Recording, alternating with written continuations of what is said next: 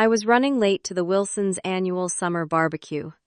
Juggling a homemade potato salad in one hand and my sunglasses in the other, I scanned the backyard for Mark. That's when I saw him in the pool, with a stunning blonde woman positioned between his legs. Their faces were inches apart. His eyes suddenly met mine across the yard. The water literally overflowed when he jumped up so fast, splashing everyone nearby. Every conversation stopped, as all eyes darted between us three. For 8 years, I believed I had the perfect marriage. Mark and I met during my final year of college when he was starting his construction business. I fell for his ambition, his dimpled smile, and the way he could make me laugh even on my worst days. We built a life in Austin that checked all the boxes. Beautiful 4-bedroom house in Westlake Hills, successful careers, and plans to start trying for our first baby this year. I worked as a hospital administrator, managing budgets and staff schedules, while Mark's construction company had grown from a one-man operation to employing 20 people. We had dinner together most nights, took vacations twice a year, and still had date nights every Friday. At 34, I thought I had everything figured out. But things had shifted in the past few months. Mark started working later, becoming more protective of his phone, and mentioning new projects that required evening meetings. I noticed the changes, but convinced myself it was just a busy season. Construction always picked up in spring and summer in Texas. Now, standing by the Wilsons' pool with my potato salad warming in the 90-degree heat, I watched Mark awkwardly climb out of the water. His swim trunks clung to his legs as water cascaded off his body. The woman remained in the pool, her perfectly manicured hands gripping the edge, her expression caught between surprise and something that looked remarkably like irritation. "Tessa! You made it!" Mark said too loudly, grabbing a towel and quickly wrapping it around his waist. His face had that flushed look it gets when he's been caught doing something he shouldn't, like the time he ate the chocolate cake I was saving for my birthday. I forced a smile, knowing every neighbor on our street was watching this little drama unfold. Jenny Wilson, our hostess, appeared at my side and took the potato salad, whispering, "Perfect timing," with a meaningful look that made my stomach clench. Mark approached, still dripping, and placed a quick kiss on my cheek. "I was just telling Amber about the Riverside project," he said, gesturing to the woman who was now climbing out of the pool. She moved with the confidence of someone who knew exactly how good she looked in a bikini. "Amber Davis," she said, extending her hand without bothering to dry it first. "Your husband's been telling me all about his company. I'm looking to build a new retail space downtown, and everyone says Mark's the best." Her smile didn't reach her eyes. Neither did mine. "Tessa Barrett," I replied, gripping her wet hand firmly. "Funny, Mark hasn't mentioned you." An awkward silence followed until Jenny announced that the burgers were ready. As people moved toward the food table, Mark placed his hand on my lower back, guiding me away from the pool. "She just showed up today," he explained quietly. "Jack Watson brought her their apparently cousins or something. When she heard what I do, she started asking about construction costs. You know how important networking is for the business." I nodded, not trusting myself to speak. Something about the way they'd been positioned in the pool didn't scream discussing construction costs to me. Throughout the barbecue, I watched Mark and Amber. They maintained a respectable distance, but their eyes found each other too often. He laughed too heartily at her jokes. She touched his arm whenever she spoke to him. I felt like I was watching a dance I hadn't been invited to join. "More wine?" Jenny asked, refilling my glass without waiting for an answer. "Come, help me get the dessert ready," she added, nodding toward the house. In Jenny's immaculate kitchen, I sliced the chocolate cake while she arranged cookies on a platter. Through the window, I could see Mark by the pool, talking animatedly with Jack Watson. Amber was nowhere in sight. "So that's the famous Amber," Jenny said casually, reaching for dessert plates in the cabinet. My knife stopped midway through the cake. "Famous?" Jenny glanced over her shoulder toward the sliding glass door, then lowered her voice. I thought you knew. Jack brought her to the neighborhood book club last month. She mentioned she's been working with Mark on some big project for months now, seemed pretty proud of their partnership. The room tilted slightly. Months? Mark said he just met her today. Jenny's eyes widened. Oh God, Tessa, I'm sorry, I thought. I mean, the way they were talking, I assumed you knew. I finished cutting the cake with mechanical precision, each slice exactly the same size. My hands were steady, even as my thoughts raced. It's fine, I said, my voice sounding strange to my own ears. I'm sure there's an explanation. When we carried the desserts outside, Amber had reappeared, now wearing a sheer cover up over her bikini. She stood talking to Mark and Jack, but when she saw me, she whispered something to Mark that made him turn. Our eyes met across the yard for the second time that day. This time, his expression was unmistakable. Guilt. I didn't confront Mark at the barbecue. Instead, I smiled and chatted with neighbors, complimented Jenny's landscaping, and ate a slice of cake I couldn't taste. Mark seemed to relax as the evening wore on, probably thinking he'd dodged a bullet. He didn't notice me watching when he and Amber exchanged phone numbers before she left with Jack. He didn't see me noting how she leaned in too close, whispering something that made him nod quickly. On the drive home, I broke our silence. So how long have you really known Amber? Mark's hands tightened on the steering wheel. What do you mean? I told you, we just met today. That's interesting. Because Jenny said Amber's been telling everyone about working with you for months. He kept his eyes on the road, but I saw his jaw clench. Jenny must be confused. Maybe she's thinking of a different client. Is she a client, Mark? Because at the pool it looked like something else entirely. He pulled into our driveway and turned off the engine before answering. Look, we've spoken a few times about her project. I didn't mention it because it wasn't confirmed yet, and you know how I don't like discussing potential jobs until they're solid. As for the pool, we were just talking, and she got a little closer than was appropriate.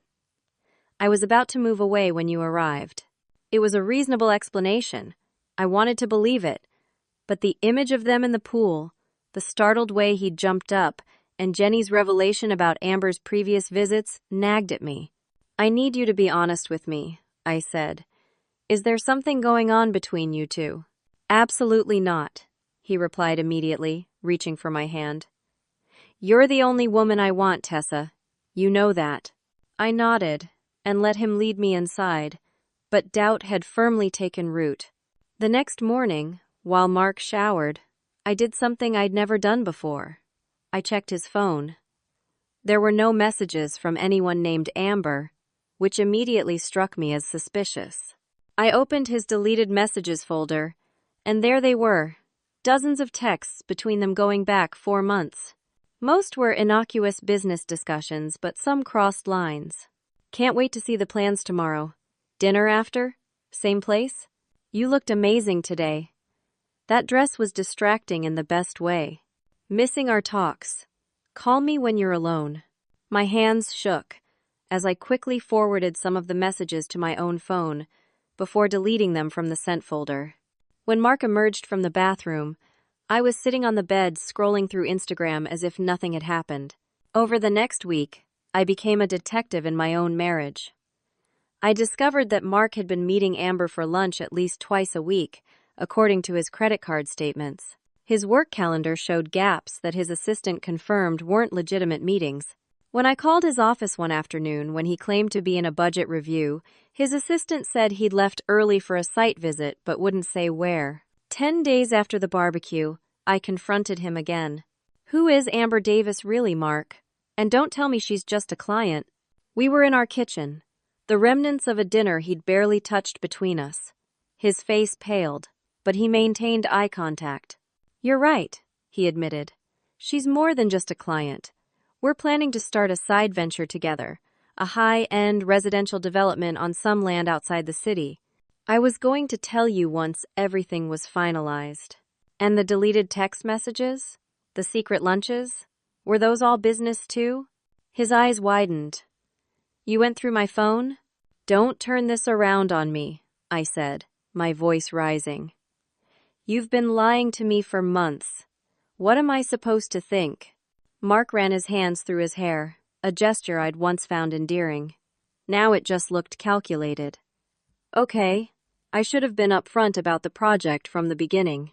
But I swear, Tessa, it's just business. Yes, we've had meetings and discussions I didn't tell you about, but only because I wanted everything to be perfect before I brought you in. This could be huge for us. Us, or you and Amber. He reached across the table for my hand. Us, you and me. Amber's just a business partner with connections to investors we need. That's all. I wanted to believe him. Maybe I needed to believe him. So I nodded and accepted his explanation, deciding to give him enough rope to either pull himself up or hang himself. I want to be involved from now on, I said firmly. No more secrets. Of course, he agreed quickly. Actually, there's a dinner with potential investors next week. You should come. I'll be there. The investor dinner was at Bartlett's, one of the most expensive restaurants in Austin. I wore a black dress that had always made Mark's eyes linger, applied an extra coat of mascara, and prepared myself for whatever the evening might reveal. Amber was already at the table when we arrived, along with two older men Mark introduced as Gerald Hansen and Peter Wright, successful real estate developers from Dallas. She wore a red dress that seemed designed to draw attention, her blonde hair falling in perfect waves around her shoulders. Tessa, so lovely to finally meet Mark's wife properly, she said, as if our encounter at the barbecue had never happened. Throughout the dinner, I watched them interact. Mark and Amber presented their vision for a luxury residential community with practiced coordination. They finished each other's sentences. They used phrases like "we thought," and our plan with the ease of people who had spent countless hours together. Yet they maintained a strictly professional demeanor, never once slipping into the kind of familiarity I'd glimpsed at the pool. It was during dessert that Gerald Hansen, slightly loosened by expensive bourbon, patted Mark on the shoulder and said, "Well, my boy, congratulations on finally taking the plunge with the Lake Tahoe property. That location's going to be a gold mine in 5 years." Mark froze momentarily, his fork suspended midway to his mouth. "We're still in the negotiation phase," he said quickly. "Nothing's finalized yet." "Not what I heard," Gerald replied with a wink. "My contact at First Western said you closed last week. Smart move. Getting in before the summer rush drives prices up." The table fell silent. Amber studied her dessert intently. The two other investors exchanged glances. "Lake Tahoe property?" I asked, keeping my voice light. "This is the first I'm hearing about it." Mark cleared his throat. "It's a potential vacation rental investment. Very preliminary. I was going to surprise you once it was further along." Gerald looked confused, but had enough social awareness to change the subject. For the remainder of the dinner, I smiled and nodded at appropriate intervals while my mind raced. Lake Tahoe was nowhere in the project presentation they'd given. It wasn't mentioned in any of the documents Mark had finally shown me. This was something else entirely. In the car afterward, I waited until we were halfway home before asking, "What Lake Tahoe property, Mark?" He kept his eyes on the road. "Like I said, it's a vacation rental opportunity that came up recently." Gerald jumped the gun. "It's not even certain yet. And you didn't think to mention this to me because I wanted to surprise you," he said, reaching over to squeeze my knee. "Imagine summers by the lake, winters skiing. It could be amazing. With what money would we be buying this amazing vacation property?" He hesitated. "There's potential for a very good return on investment. We'd need to use some of our savings initially, but..." "Our savings? The money we've been putting aside for having a baby?" "It wouldn't be all of it," he said quickly. "And this could multiply that money for our future family. I'm thinking long-term here, Tessa." I turned to look out the window at the passing streetlights, each one illuminating another crack in what I'd thought was our perfect marriage. "Long-term," I repeated softly. with decisions you're making without me.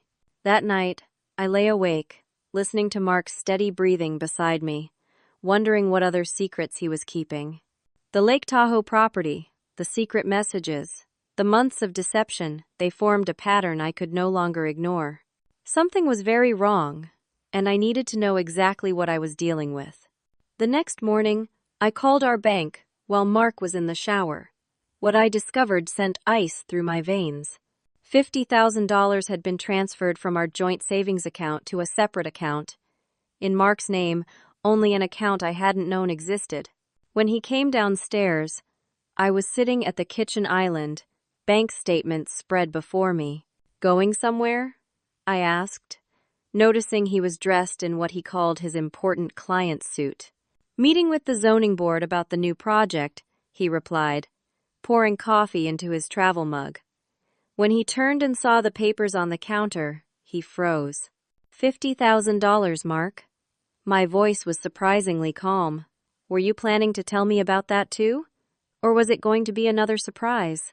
He set down his coffee mug and sighed. "I was going to tell you today, actually. It's for the initial investment in the development project with Amber. We needed to secure the land before moving forward with the investors." "That's our baby money," I said. "Our future." "This is our future," he insisted, coming to sit beside me. "Tessa, this project could triple that investment within 2 years. I know exactly what I'm doing." "You know what you're doing," I repeated. "But you didn't think your wife deserved to be part of that decision?" "I was protecting you from the stress of it all. You've been talking about cutting back hours at the hospital when we start a family. This could make that possible sooner than we thought." His explanation sounded reasonable on the surface, but something still felt off. "I want to meet with your attorney," I said. "I want to see all the paperwork for this project. Everything, Mark." He hesitated only briefly. "Of course. I'll set it up for tomorrow." The meeting with Patrick Collins, Mark's longtime attorney, took place in a downtown office with views of the Colorado River. Amber was there too, immaculately dressed in a navy pantsuit that probably cost more than my entire wardrobe. She smiled warmly and offered me coffee as if we were old friends. Patrick walked us through the partnership agreement, the land purchase contracts, and the projected financials. Everything appeared legitimate. The development would include 20 luxury townhomes on a prime piece of land just outside Austin. The profit projections looked impressive. Amber's role was clearly defined as marketing and sales director, while Mark would oversee construction. "And the Lake Tahoe property?" I asked, once Patrick finished his presentation. He glanced at Mark, then Amber. "That's separate from this development. It's a personal investment property that Mr. Barrett is considering." "We're considering," I corrected, "since it would involve our joint funds." "Of course," Patrick said smoothly. "My understanding is that it's still in the discussion phase." As we left the meeting, I felt marginally better. The business venture appeared genuine, even if Mark's approach to it had been dishonest. Maybe he really had just wanted to surprise me with a fully formed success story. Maybe the Lake Tahoe property really was intended as a family vacation home. Mark seemed to sense my softening. That weekend, he suggested a getaway to a luxury resort in Hill Country. "Just the two of us," he said. "No work talk, no projects, just reconnecting." The resort was beautiful, with panoramic views of rolling hills covered in wildflowers. We hiked, had couples massages, and drank wine on our private balcony. Mark was attentive, loving, and present in a way he hadn't been for months. By Sunday morning, I was beginning to think I'd overreacted to everything, until my phone rang while Mark was in the shower. "Mrs. Barrett? This is Sandra from First Western Bank. We've detected some unusual activity on your joint credit card and wanted to verify the charges." "What kind of unusual activity?" "There's a charge from Tiffany & Company for $4,300 from yesterday. Given that it's outside your normal spending pattern, we wanted to confirm it was authorized." My heart pounded. "Yesterday? That's impossible. I've been at a resort with my husband all weekend." The purchase was made in Austin, ma'am. The card was physically present. I see. What else can you tell me about recent unusual charges? Well, there was an airline ticket purchased 3 days ago. 2 tickets to Lake Tahoe for next month. Again, that's not a destination we've seen in your travel history. I thanked Sandra and assured her I would look into the charges. When Mark emerged from the bathroom, I was already packing my suitcase. What are you doing? He asked, water still dripping from his hair. The bank just called about some interesting charges, I said, continuing to fold my clothes with mechanical precision. A jewelry purchase yesterday and plane tickets to Lake Tahoe. Know anything about those? Mark's face drained of color. Tessa, I can explain. Please do. I'm fascinated to hear how you were simultaneously here with me and shopping at Tiffany's in Austin. He sat heavily on the edge of the bed. The jewelry is for your birthday next month. I asked Amber to pick it up for me, since I'd already ordered it. I wanted it to be a surprise. And the plane tickets? A business trip to view the property. I was going to tell you once everything was arranged. 2 tickets, Mark. Who's the second ticket for? His hesitation told me everything. It's a business trip, he repeated weakly. I zipped my suitcase closed and lifted it off the bed. I'm going home. Don't follow me. Tessa, please. You're blowing this out of proportion. Am I? Then show me your phone right now. Show me there are no messages between you and Amber that aren't strictly business. He made no move to retrieve his phone from the nightstand. That's what I thought, I said, and walked out the door. I drove the 90 minutes back to Austin in a strange, calm state of numbness. It was as if I was watching someone else's life unravel instead of my own. The Texas landscape blurred past my windows as my mind cataloged the mounting evidence. The scene at the pool, the secret meetings, the deleted messages, the hidden bank account, the jewelry, the plane tickets. By the time I reached our house, I knew what I had to do. I packed a bag with essentials and drove to the Domain, checking into a hotel with a view of the upscale shopping center. Then I called in sick to work for Monday and Tuesday. I needed time to think without Mark's presence clouding my judgment. He called 17 times before I finally answered late Sunday night. Where are you? He demanded, his voice a mixture of anger and panic. Somewhere I can think clearly, I replied. I need you to be honest with me, Mark. Completely honest right now. What's really going on between you and Amber? The silence stretched so long I thought he might have hung up. Finally, he exhaled heavily. It started as strictly business, he said quietly. 6 months ago, when she approached me about the development, but we spent so much time together, working late, brainstorming ideas. You're having an affair, I stated flatly. It's complicated, Tessa. I never meant for it to happen. I still love you. You have to believe that. But somehow things with Amber just evolved. Evolved, I repeated, the word bitter on my tongue. And the Lake Tahoe property? Is that for your new life with her? Another pause. It's an investment property. But yes, we were going to use it together sometimes. With my money. Our baby money. My voice cracked on the last words. I'm so sorry, he whispered.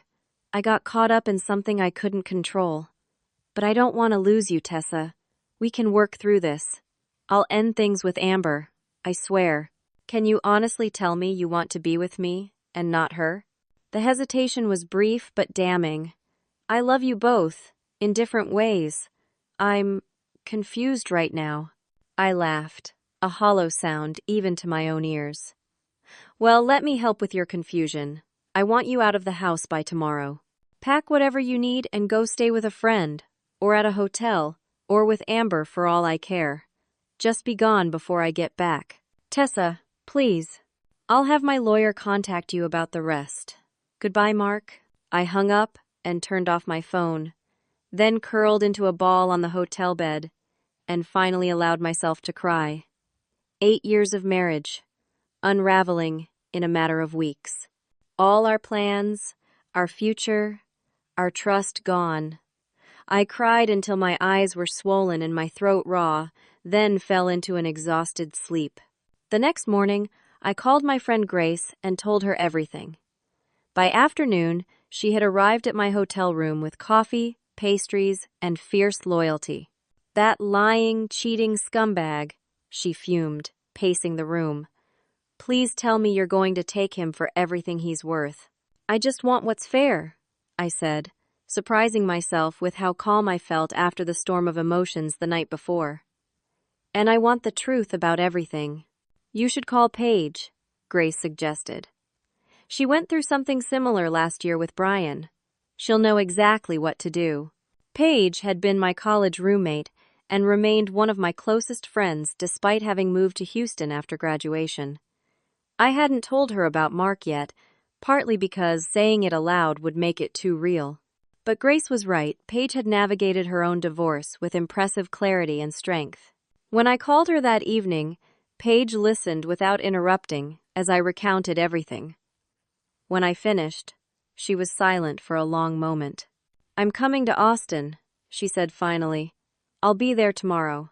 "You don't have to do that. You've got work. And I'm coming," she repeated firmly. "You were there for me when Brian left. Now it's my turn." True to her word, Paige arrived the next afternoon, taking a room at the same hotel. The three of us, Paige, Grace, and I, formed an impromptu war council in my room, drinking wine and strategizing. "Have you been back to the house?" Paige asked. I shook my head. "I'm not ready to see if he's actually gone or what he took." "We'll go with you," Grace volunteered. "Safety in numbers." Our house looked exactly the same from the outside, the hanging baskets of ferns I'd planted in spring, still swaying gently on the porch, the lawn freshly mowed as if nothing had changed. Inside, there were subtle differences. Mark's laptop was gone from his desk, some clothes missing from his closet, his favorite coffee mug absent from the kitchen cabinet. He'd left a note on the counter. "I'm staying at the Residence Inn on Research Boulevard. Please call me when you're ready to talk. I love you. Mark." I crumpled the note and threw it away. We ordered pizza and opened another bottle of wine, sitting cross-legged on the living room floor like we were in college again. It felt surreal to be discussing the dismantling of my marriage in the home Mark and I had lovingly furnished together. "What do you really know about this Amber person?" Paige asked, reaching for another slice. "Not much," I admitted. "She's apparently in real estate or development. She's beautiful, younger than me. Probably early 30s. She seems very polished, very confident." Paige pulled out her phone. "What's her full name again?" "Amber Davis." "Why?" "I know someone who works in real estate in Houston. Let me see what I can find out." For the next 2 days, with Grace and Paige's support, I began putting my life back in order. I returned to work, telling my boss only that I was dealing with personal issues. I made an appointment with a divorce attorney recommended by one of the hospital's legal advisors. I opened a new bank account in my name only and transferred my next paycheck there. Mark continued to call and text, alternating between apologies, justifications, and pleas to work things out. I responded only to practical questions about bills or the house. On Thursday evening, Paige returned to my house after a mysterious errand, her expression grim but triumphant. "You need to sit down for this," she said, placing her laptop on the kitchen table. Grace and I exchanged glances as we took seats at the table. Paige opened her computer and turned it toward us. Amber Davis isn't her real name. At least, not entirely. She's used Amber Davidson and Amanda Davis in other states. My friend knew someone who'd encountered her in Florida 3 years ago. On the screen was a newspaper article from Tampa. Local developer accused of fraud in failed condo project. The accompanying photo showed a slightly younger version of Amber with darker hair, standing next to an older man identified as Jonathan Miller, the developer in question. "She has a pattern," Paige continued, scrolling to show more articles and social media posts. "She targets successful married men in construction or development, becomes their business partner, starts an affair, and eventually positions herself to take control of the business or project. She's done it at least twice before that my friend could confirm, once in Florida and once in Colorado. Each time, she changed her name slightly and moved to a new state when things went south. I stared at the screen, memories flashing through my mind. Amber and Mark's practiced presentation at the dinner, the way they finished each other's sentences. Mark's revelation that she'd been working with him for 6 months before I ever knew she existed. The development project, I whispered. Is it even real? The project might be real, Paige said, but I'd bet anything there's something in those contracts that gives her leverage. Has Mark always handled the business side of things? I nodded. He started the company before we met. I've never been involved in the legal aspects. We need to see those partnership agreements again, Grace said. All of them. And we need to find out exactly where that $50,000 went, Paige added. That night, for the first time since discovering Mark's betrayal, I felt a spark of something beyond hurt and confusion. I felt angry. And beneath the anger was something else, a steely determination to not be another victim in Amber Davis's pattern. The next day, I called an old classmate from my pre-med days. Jordan Taylor had switched to law school when I switched to healthcare administration, and now practiced as a corporate attorney with one of Austin's most prestigious firms. We'd stayed in loose touch over the years, meeting occasionally for coffee when our busy schedules allowed. Jordan agreed to meet me for lunch, and I brought copies of all the financial and legal documents I'd gathered. As he reviewed them, his expression grew increasingly concerned. Tessa, these partnership agreements are deeply problematic, he said finally. There are clauses buried in the legal jargon that would eventually dilute Mark's ownership to a minority position, despite his capital investment. And this clause here, he pointed to a paragraph on page 17, would allow Amber to buy out his remaining shares at a predetermined price in certain circumstances. What circumstances? If the project fails to meet specific timeline milestones which she, as the marketing director, has significant control over. Or if there's a dissolution of partnership due to personal conflicts. Basically, if their relationship sours, she's positioned to take over completely. I sat back, stunned. Does Mark know about this? Jordan's expression was grim. Hard to say. These clauses are cleverly disguised in complex legal language. If he didn't have a good attorney review it thoroughly, or if he was distracted, he might have missed their implications. And our money? The $50,000? According to these documents, it went into a project account. But I'd need to see the actual bank records to confirm where it ended up. He hesitated. Tessa, I don't want to overstep, but given what you've told me and what I'm seeing here, you need to protect yourself immediately, not just emotionally, but financially and legally. I've already made an appointment with a divorce attorney. Good. But you might also want to consult with someone who specializes in financial fraud. There are aspects of this situation that go beyond typical marital disputes. As Jordan spoke, a plan began to form in my mind. Mark had betrayed me personally, but it seemed Amber was planning to betray him professionally. Neither of them knew that I had discovered the full extent of their deception. And knowledge, as they say, is power. I didn't immediately confront Mark with what I'd learned. Instead, I followed Jordan's advice and consulted with Patricia Ramirez, an attorney specializing in financial fraud and divorce cases. She was a tiny woman with steel, gray hair, and the sharpest eyes I'd ever seen.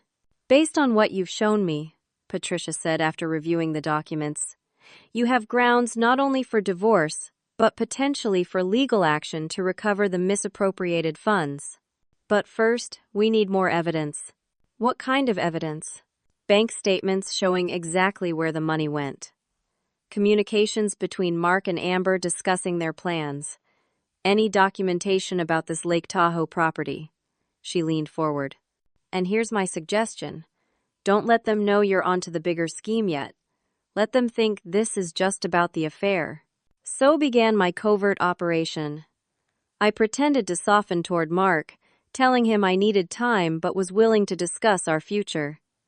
This gave me access to our home and his papers without raising suspicion. Meanwhile, Patricia filed initial divorce papers but requested they be sealed temporarily, a procedural move that bought us time while protecting my interests. Mark was pathetically eager to believe we might reconcile. He sent flowers to my office, left heartfelt voicemails, and respected my request for space while remaining available whenever you're ready to talk. What he didn't know was that I spent my evenings meticulously documenting our finances, photographing documents I found in his home office, and building a case with Patricia and Jordan. The picture that emerged was worse than I'd imagined. The $50,000 had indeed gone into the development project account, but from there, $15,000 had been transferred to a separate account listed as marketing expenses that appeared to be controlled solely by Amber. Another $20,000 had been used as a down payment on the Lake Tahoe property, which was titled in both their names, not as a business investment. "She's playing a long game," Jordan observed during one of our strategy sessions. "The development project might actually be legitimate, but she's skimming from it while positioning herself to take control if things go south with Mark. Or when she decides she's gotten everything she can from him," Paige added grimly. Through Paige's real estate connections, we discovered more about Amber's history. In Tampa, she'd been involved with a developer named Jonathan Miller, whose marriage had ended in divorce shortly after they met. Their condo project had ultimately failed amid accusations of financial mismanagement, but Amber had somehow emerged with a significant payout. In Denver, she'd followed a similar pattern with a custom home builder named Robert Sullivan, leaving both his business and marriage in shambles. "She's smart," Patricia acknowledged. "She operates just on the edge of legality, making it difficult to prove criminal intent. But the pattern is clear." "What's my next move?" I asked, feeling like I was playing a chess game where the stakes were my entire future. "Continue gathering evidence, but we also need to secure your financial position," Patricia advised. "I recommend freezing the remaining joint accounts to prevent further withdrawals. Won't that tip him off?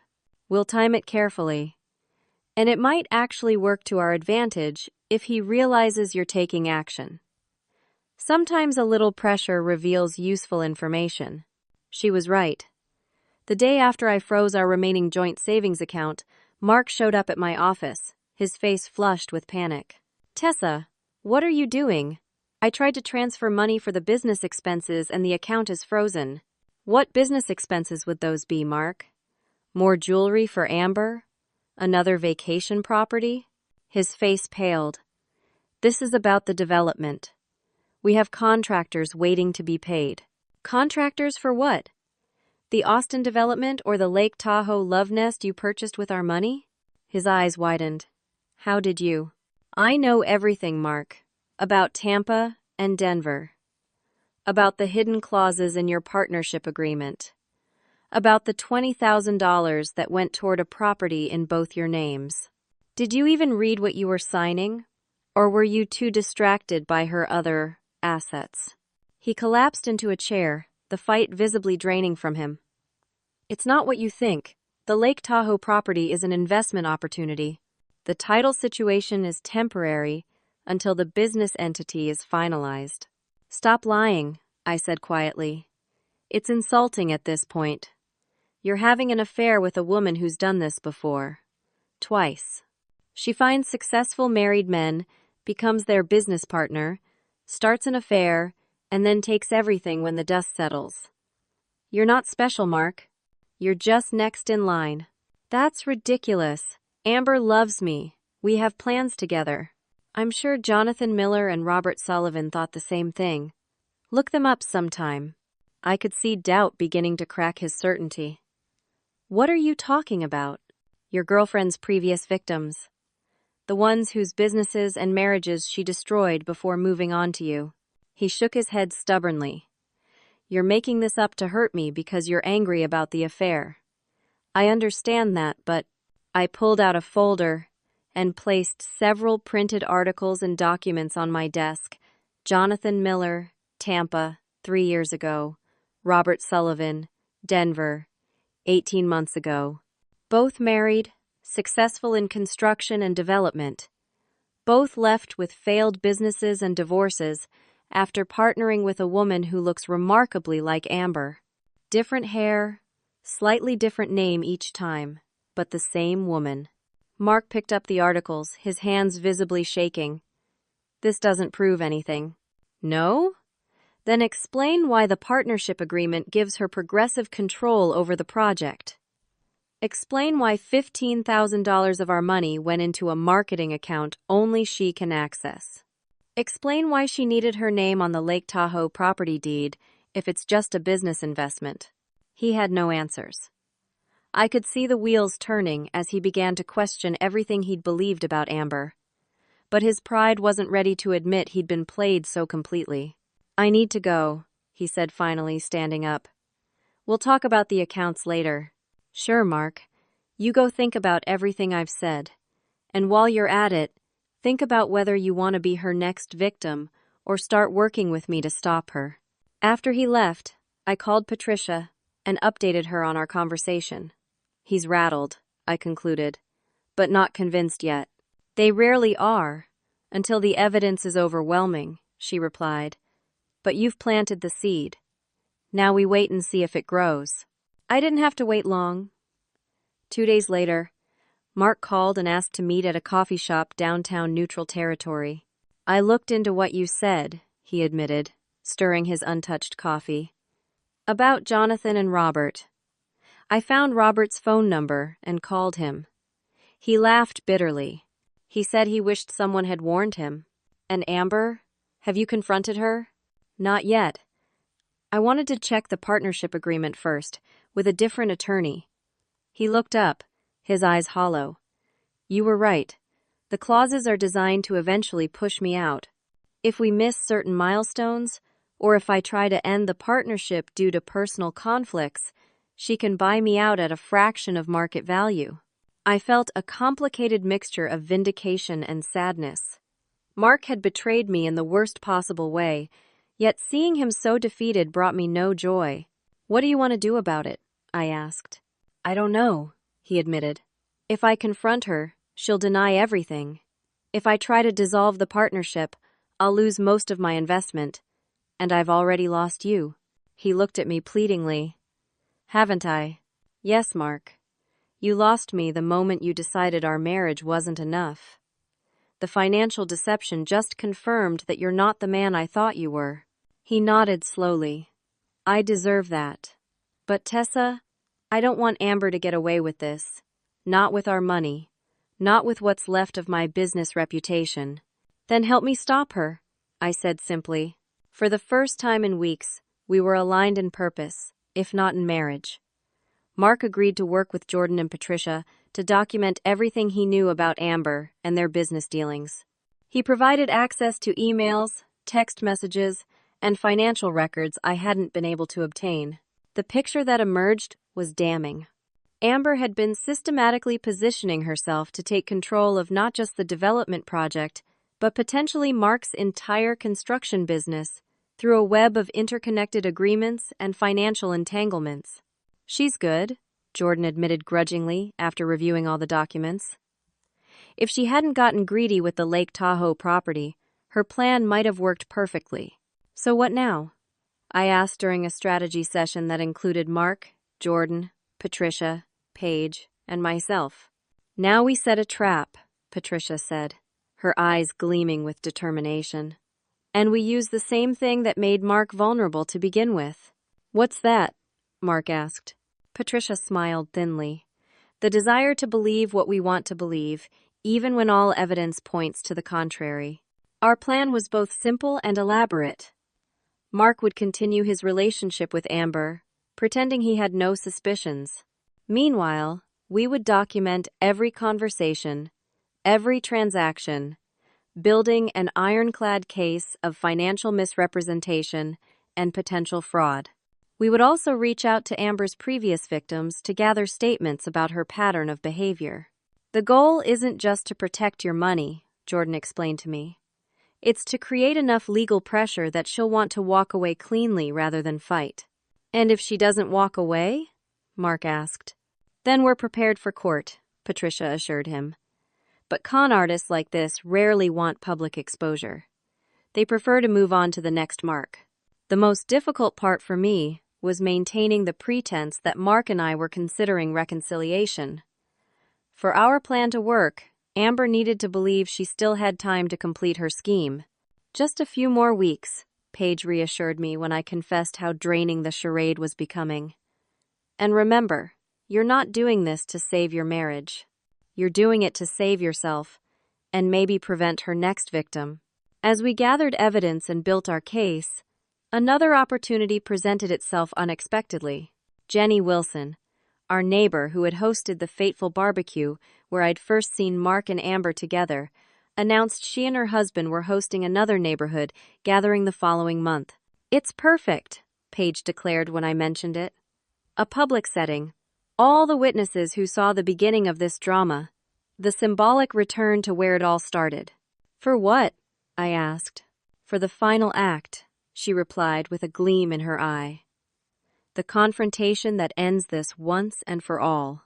The 4 weeks leading up to the Wilsons' barbecue were among the most stressful of my life. Maintaining a facade of potential reconciliation with Mark while secretly building a case against Amber required constant vigilance and emotional control I hadn't known I possessed. Mark played his part with surprising commitment. He continued his relationship with Amber while feeding us information about her plans and proposals. The most revealing was her suggestion that they accelerate the timeline for the Austin development by bringing in additional investors she would find through her exclusive network. "She wants to dilute your ownership even further," Jordan explained when Mark shared the proposal. "Each new investor would reduce your controlling interest while maintaining hers through side agreements." "How did I not see this coming?" Mark asked, running his hands through his hair in a gesture of frustration I once found endearing.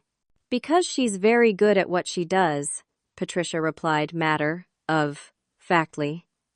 "And because you wanted to believe in both the business opportunity and the personal relationship."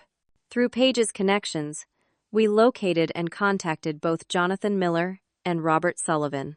Initially hesitant to get involved, they agreed to provide sworn statements about their experiences with Amber after learning she was using the same tactics again. Neither had pursued legal action against her, partly out of embarrassment, partly because she had operated just within the boundaries of legality. But their stories created a clear pattern of predatory behavior. "What I don't understand," I said during one of our strategy sessions, "is why she doesn't just target unmarried wealthy men. Why complicate things with affairs and divorces?" "Because married men with successful businesses have more to lose," Patricia explained. "The threat of exposure to their wives gives her leverage. The emotional vulnerability of an affair makes them less likely to scrutinize business decisions. And if things go wrong, the marital conflict creates a convenient distraction from the business improprieties." It was coldly logical and deeply disturbing. A week before the barbecue, we finalized our plan. Mark would invite Amber as his date, implying that our marriage was officially over and they were now free to be a public couple.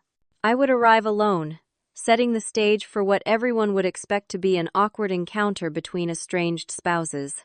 What neither Mark nor Amber would know was that Jonathan Miller would be attending as my guest introduced simply as John, a friend from Tampa.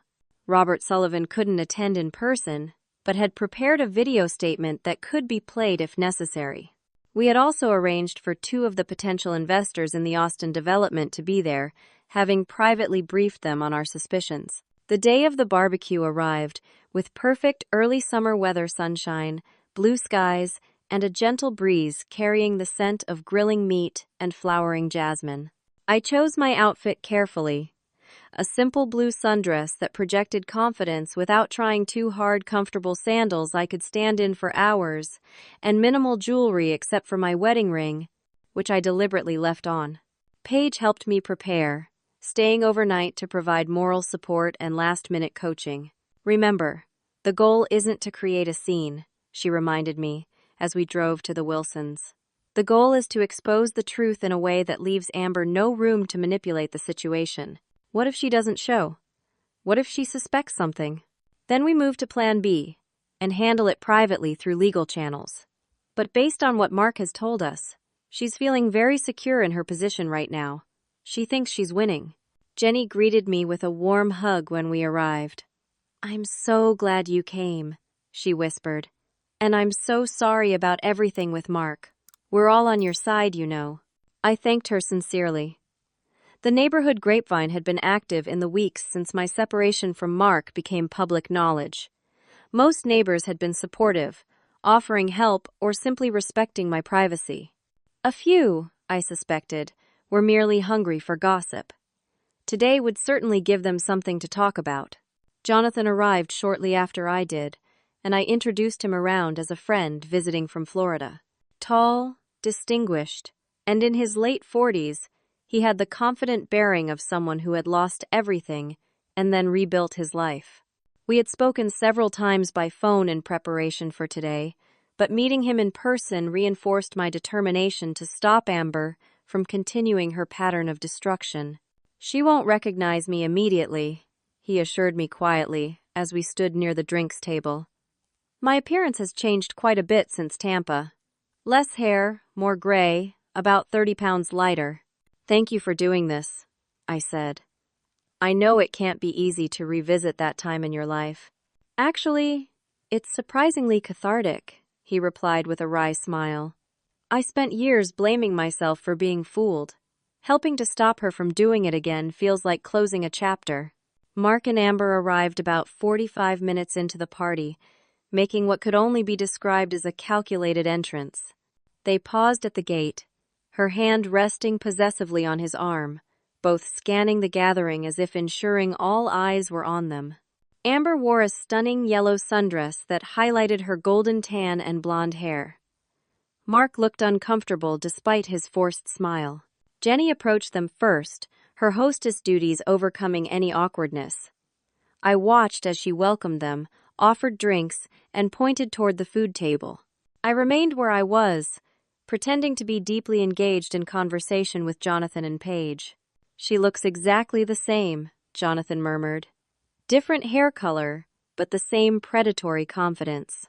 We had agreed that Mark would acknowledge me with a polite nod, but otherwise keep his distance until our planned confrontation. This would allow Amber to relax into the event, believing everything was proceeding according to her expectations. For nearly an hour, we maintained the charade. I mingled with neighbors, accepted their concerned inquiries with gracious brevity, and watched from the periphery as Amber worked the crowd. She was good, charming, attentive, saying all the right things to ingratiate herself with what she clearly viewed as Mark's social circle. His social circle that would soon be exclusively hers. Gerald Hansen and Peter Wright, the investors from the dinner at Bartlett's, arrived fashionably late. They greeted Mark and Amber with professional cordiality before making their way to me. "Mrs. Barrett," Gerald said, taking my hand. "Good to see you again." Jordan filled us in on the situation. "Disgraceful behavior. Absolutely disgraceful. We've suspended all consideration of investment in the project, of course," Peter added quietly. "And we've alerted several colleagues who were approached about participating." The pieces were falling into place. I caught Paige's eye across the yard and gave a subtle nod. It was time. Jenny had set up a projector and screen for the barbecue, planning to show a slideshow of neighborhood events as the evening progressed. We had arranged to borrow this equipment for our presentation. Paige moved to the laptop connected to the projector and queued up our carefully prepared slides. I approached the center of the yard, glass in hand, and gently tapped it with a spoon, a universal signal for attention. Conversations quieted as faces turned toward me. "I'd like to thank Jenny and Bill for hosting another wonderful gathering," I began, my voice steady despite my racing heart. "As many of you know, the last neighborhood barbecue was quite eventful for me." A few uncomfortable chuckles rippled through the crowd. "Today, I'd like to share some information that I think will be of interest to everyone here. especially those considering investing in new business ventures. Amber's expression shifted from polite attention to wariness. She glanced at Mark, who was staring fixedly at his drink. Over the past month, I continued, I've been conducting research into a pattern of business practices that directly affects our community. Paige, could you start the presentation, please? The first slide appeared on the screen. Financial fraud and predatory business practices. A case study. Professional, straightforward, nothing overtly accusatory. Many of you have heard that Mark and I are going through a difficult time personally, I said, maintaining an even, almost clinical tone.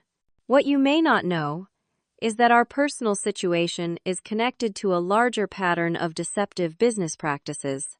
The next slide showed side-by-side photos of Amber in Tampa as Amanda Davis, in Denver as Amber Davidson, and in Austin as Amber Davis. Despite the different hair colors and styles, the identity was unmistakable. A murmur went through the crowd. Amber's face drained of color. "This is ridiculous," she said loudly, stepping forward. "Mark, what is this? Are you going to let her do this?" Mark finally looked up, his expression resolute. "Let her finish, Amber." The next slides detailed the Tampa project failure, the Denver business collapse, and the current Austin development, highlighting the similar structures, the gradual transfer of control, and the financial irregularities in each case. In each instance, I explained, the pattern was nearly identical.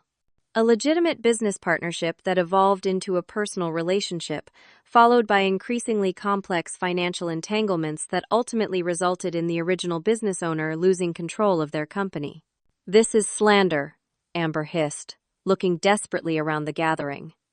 "These are business ventures that failed for legitimate reasons. Market conditions, poor management.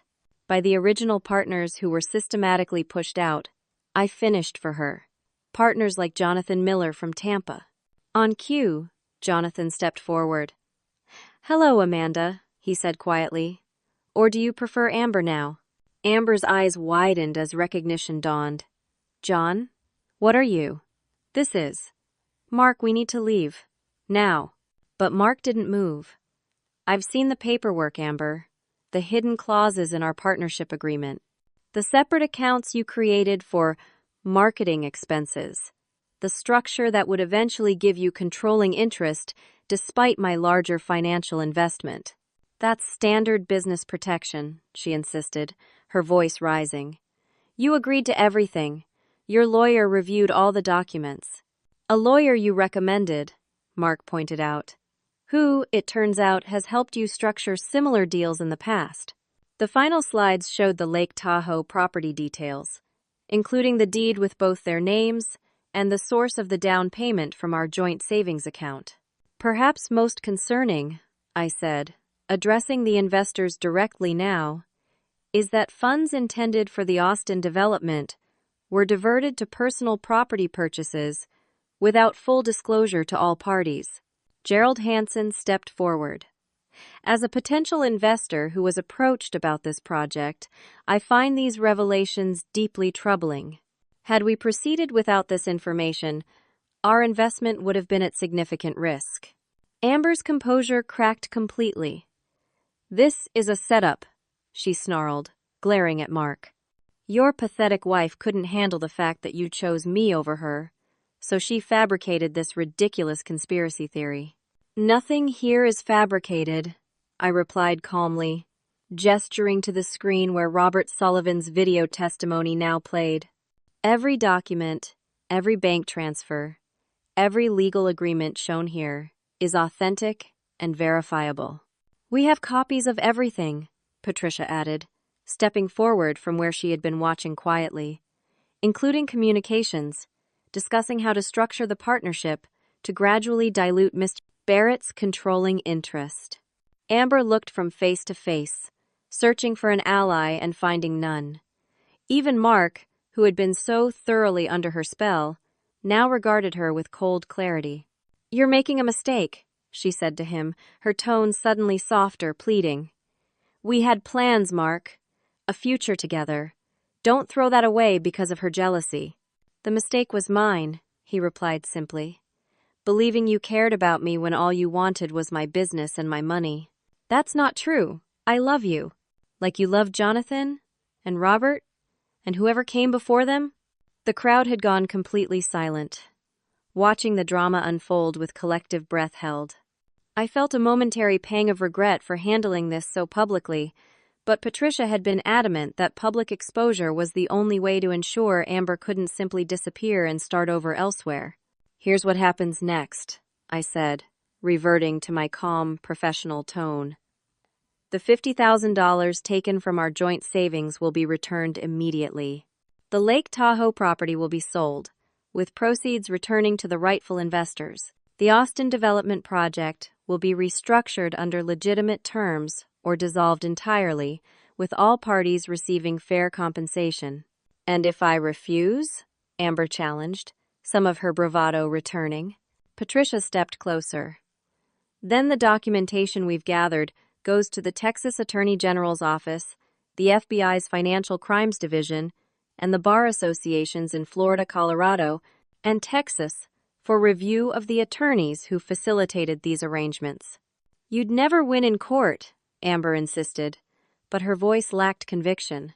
"Perhaps not," Patricia agreed, "but the investigation alone would make it impossible for you to continue operating. Your pattern has been exposed, Miss Davis, or Davidson, or whatever your real name is." For a long moment, Amber stood frozen, weighing her options.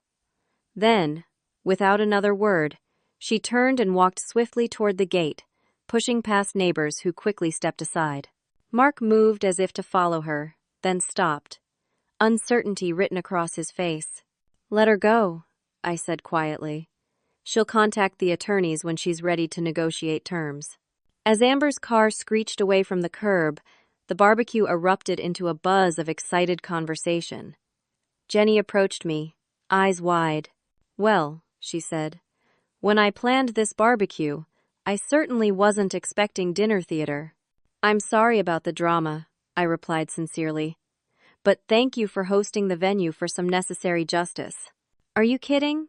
This neighborhood will be talking about this for years." She squeezed my arm.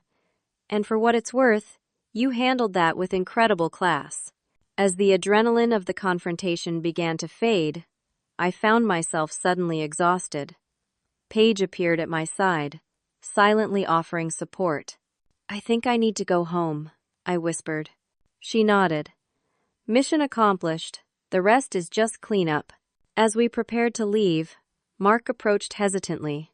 "Tessa, can we talk? Privately?" I studied his face, the face I had loved and trusted for 8 years. In his eyes, I saw genuine remorse, humiliation, and loss. But I also saw something else. The recognition that some betrayals can never be undone. "Not today, Mark," I said gently. "The lawyers will handle the next steps." He nodded, accepting my decision without argument. "I'm sorry," he said simply, "for everything." "I know," I replied. And as I walked away from the barbecue where my marriage had first begun to unravel, I realized that knowing was enough for now. The rest would come with time. 6 months passed, like scenes from someone else's life. A montage of lawyer meetings, financial negotiations, painful conversations, and gradual healing. Autumn arrived in Austin with its gentle cooling of the relentless Texas heat, mirroring the tempering of my own anger and hurt into something more manageable. The legal resolution with Amber had been surprisingly straightforward once she realized the extent of our evidence. Patricia's prediction proved accurate. Faced with public exposure and potential criminal investigation, Amber chose to negotiate quietly. She returned most of the misappropriated funds, agreed to dissolve the business partnership, and signed legal documents preventing her from approaching any of Mark's business contacts in the future. The Lake Tahoe property was sold, with proceeds distributed appropriately. Last I heard, she had moved to Arizona, hopefully not to start the cycle again, though I had my doubts. The divorce was finalized in November. Mark and I agreed to an equitable division of assets without the acrimony that often accompanies such proceedings. He kept his construction business. I kept our house. We divided our savings and investments according to contribution. There were no children to consider, a fact that now seemed like a blessing given the circumstances. Throughout the process, Mark maintained the remorse he'd shown at the barbecue. He never contested any of my requests, never attempted to justify his actions, and never tried to persuade me to reconcile. When we signed the final divorce papers, he looked at me across the conference table with sad eyes. "I destroyed something precious," he said quietly as we walked to the parking garage afterward. "Something irreplaceable. I'll regret that for the rest of my life." "I hope you learn from it," I replied, not unkindly. "For your own sake." "I already have," he assured me. "More than you know." We hugged briefly before going our separate ways, a gesture that would have seemed impossible months earlier. It wasn't forgiveness exactly, but perhaps the beginning of whatever comes after forgiveness. The quiet acceptance that what's broken cannot always be repaired, but the pieces can still be handled with care. With the legal matters settled, I turned my attention to rebuilding my life on my terms. The house felt too large and empty at first, filled with memories I wasn't ready to confront. So I began small renovations, repainting the master bedroom a soothing sage green instead of the blue Mark had preferred, replacing the living room furniture, redesigning the backyard patio where we had hosted so many gatherings of our own. At work, I threw myself into new projects, earning recognition from hospital administration for a cost-saving initiative I developed. The focus and validation helped restore my confidence, which had been more deeply shaken by Mark's betrayal than I initially realized. "You should consider consulting," my boss suggested after I presented my quarterly results. "Your analytical skills combined with your management experience would be valuable to other healthcare facilities." His comment planted a seed that grew quietly in the back of my mind for weeks before I acknowledged it. Healthcare consulting an opportunity to use my skills in a broader context, to have more control over my schedule, to potentially earn more while working remotely when I wanted to. The idea gained appeal the more I considered it. I called Jordan to discuss the legal aspects of starting my own business. Our professional relationship had gradually evolved into friendship during the months of working together on my case. He invited me to lunch to discuss business structures, licensing requirements, and potential liability concerns. "An LLC would be the most straightforward for your situation," he advised over salads at a downtown cafe. "Simple to set up, good liability protection, flexible tax options." "I'm nervous about going out on my own," I admitted. "After everything with Mark, the idea of taking such a big risk feels daunting." Jordan's expression softened. What happened with Mark and Amber wasn't about risk-taking. It was about deception and betrayal. Starting your own business based on skills you've demonstrated for years is an entirely different scenario. "You're right," I said, surprising myself with how much I needed to hear those words. "I can't let their actions define my future choices." "Exactly," he smiled, and I noticed for the first time how his eyes crinkled at the corners. "Besides, you've already proven you can handle complicated situations with remarkable grace. A healthcare consulting business will be straightforward by comparison." With Jordan's legal guidance and Paige's business expertise, she had started her own real estate firm 3 years earlier, I developed a business plan, created a website, and officially launched Barrett Healthcare Consulting in January. My former boss became my first client, hiring me to extend my cost-saving initiatives to 2 other hospitals in their network. By spring, I had 4 ongoing clients and had to create systems to manage the growing workload. I converted the formal dining room we had rarely used into a home office, investing in proper ergonomic furniture and technology to support my new career. The house that had once felt too empty began to feel like exactly the right size for my new life. On a warm April evening, almost exactly 1 year after the fateful barbecue that had revealed Mark's affair, I decided to host a small gathering of my own. Nothing elaborate, just a dinner for the people who had supported me through the darkest period of my life. Grace and her husband, Paige, who was visiting from Houston, Jenny Wilson, Jordan, and Patricia Ramirez all accepted my invitation. As I prepared for their arrival, setting the patio table with fresh flowers and stringing lights in the oak trees, I realized how far I had come. The pain hadn't disappeared completely. I doubted it ever would, but it had transformed into something else: wisdom, resilience, and a deeper understanding of my own strength. The evening was perfect. We ate grilled salmon and roasted vegetables, drank perhaps too much wine, and laughed genuinely under the Texas stars. When Jordan offered to help me clean up while the others continued their conversation outside, I accepted gratefully. "This was a wonderful idea," he said, carefully loading plates into the dishwasher. "It's good to see you in your element, hosting friends in your home." "It feels right," I admitted. "Like reclaiming something I thought I'd lost." "You've reclaimed a lot more than that," he observed. "Your confidence, your career direction, your future. It's been remarkable to watch." "I had excellent help," I said, bumping his shoulder lightly with mine as I reached for another glass. Our eyes met briefly, and something shifted in the air between us. We had been careful to maintain professional boundaries during the legal proceedings, and even as our friendship developed afterward, neither of us had acknowledged the subtle current of attraction that occasionally surfaced.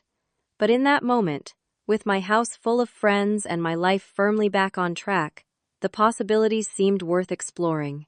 "Would you like to have dinner sometime?"